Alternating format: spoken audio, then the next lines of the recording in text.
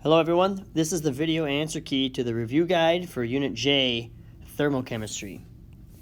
So these are definitions for the terms listed. Feel free to pause the video and review any you don't know for sure.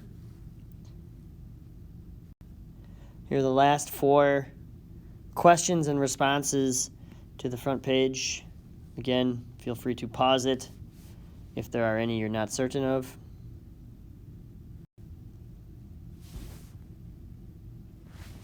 The next question asks you to draw energy pathway diagrams. So these are the types of diagrams that help us understand the difference between endothermic and exothermic reactions. So on both of these diagrams, you have the same axes. We have the amount of energy is on the y-axis, and how far the reaction has progressed is on the x-axis.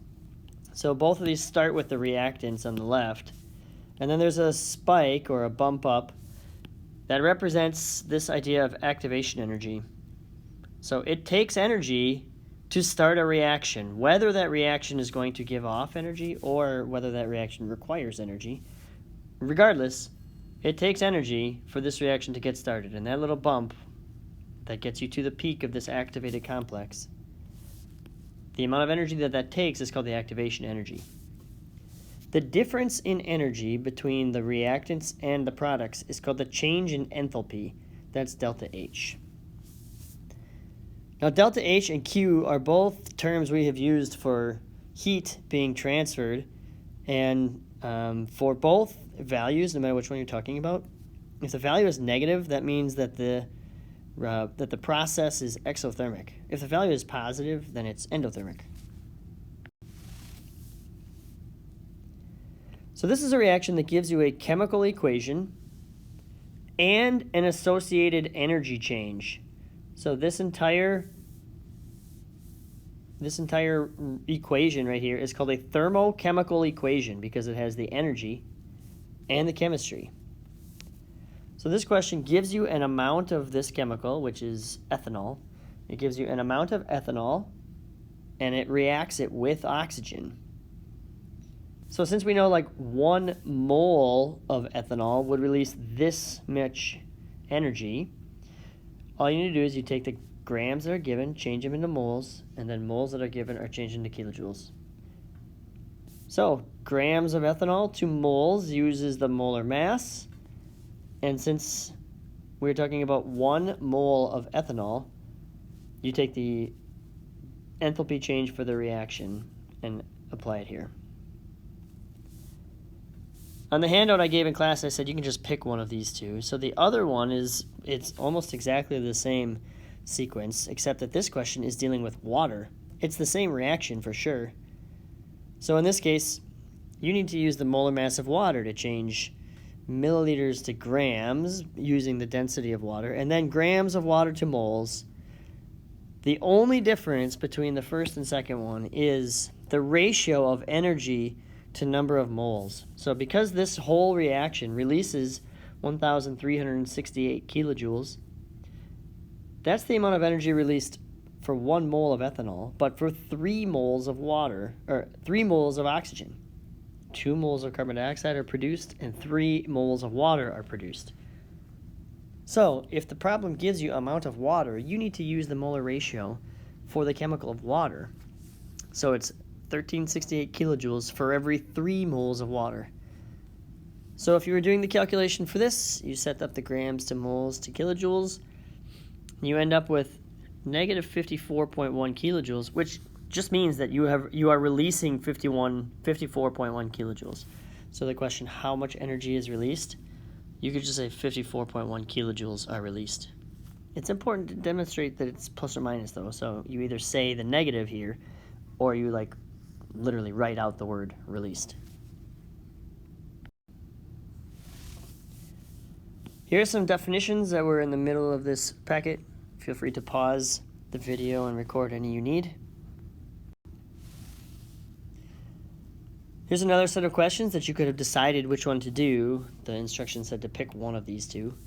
So the first question says, you have water with an initial temperature.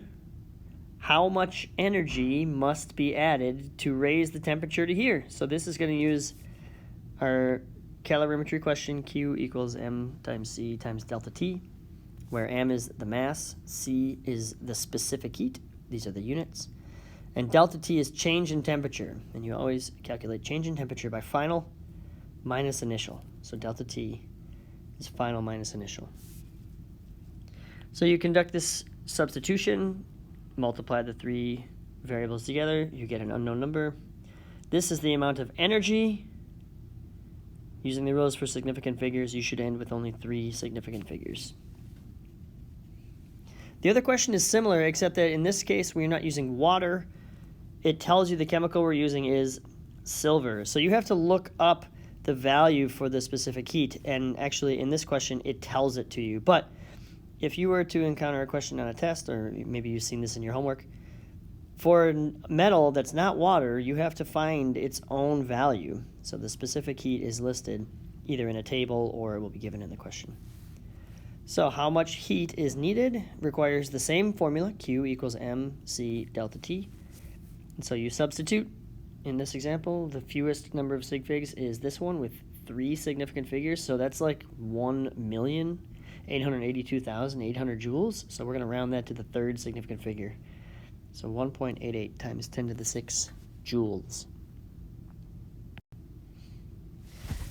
All right, here's one more sort of free response question about calorimetry. Feel free to pause this if you need to review that. But the last 2 questions deal with taking 2 separate entities and trying to discover an unknown value. So in this first case, you have hot zinc dropped into water, and it asks you to figure out the mass of the zinc without using a scale. So, using the first law of thermodynamics, we know that the energy absorbed by the water has to be equal to but opposite of the energy lost by the metal. So since we know the mass of the water and its specific heat, and we know that it went up by 4.2 degrees Celsius, you can take Q equals MC delta T. So the water gained 1,757 joules of energy. That means that the metal lost 1,750 joules of energy. And so I must have skipped this work right here, but for the equation Q equals MC delta T, we can solve for M. So if Q equals MC delta T, M is equal to Q divided by C times delta T. So we know that Q is 1757, C is 0.385, and the delta T is 73 degrees Celsius. So 1757 divided by C times delta T. This has to be in parentheses. So both of these variables are in the denominator. Sometimes the order of operations is a way that students make mistakes here. So be careful to include both of these terms in the denominator. The best way to do that is with parentheses. But regardless, Q divided by C times delta T gives you an unknown metal mass of 62.1 grams. The next question is similar. It gives you all of the details you need for 2 separate components. One is the metal and one is for the water. And so it asks you to solve for the unknown specific heat. We can use this physical property to determine an unknown metal. So in this case, Q equals MC delta T for water. Water gains 377 joules. That means that the metal must have lost 377 joules. The mass of the metal and the change in the temperature are included in the denominator. And when you solve for C, you get a value of 0.128 joules per gram times degrees Celsius. Like I was mentioning before, you then have to look this number up. So if you, from your bundle, used that table on page 95, you would see that a specific heat of 0.128 matches the specific heat of lead. The last question from the review guide is to draw this heating curve. So not only do you need to draw it, you need to understand what it represents.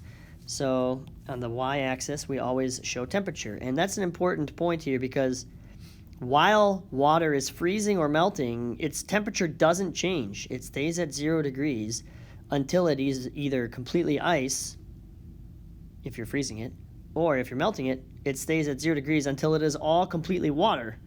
At that point, if you continue to add energy, the temperature will go up. But while something is melting or freezing, the temperature doesn't change. Similarly, when something is boiling, the temperature doesn't change until all of those molecules turn into a vapor. So this is what we were explaining in class.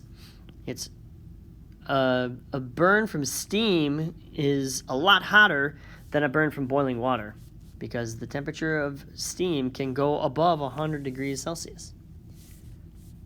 Similarly, if you have gas, water vapor, that is condensing, that is going to stay at 100 degrees until it is all water. From that point, then it can begin to turn to a liquid, and if you are removing energy, then the temperature can decrease. Okay, the last thing on this little review guide are these values given. These are constants. You would be given these on the test. Again, you would be given the table with the C values. You don't need to memorize the different C values for the unknown metals, but that's the entire review guide for this Unit J test, which is coming up. Good luck. If you have any questions, let me know.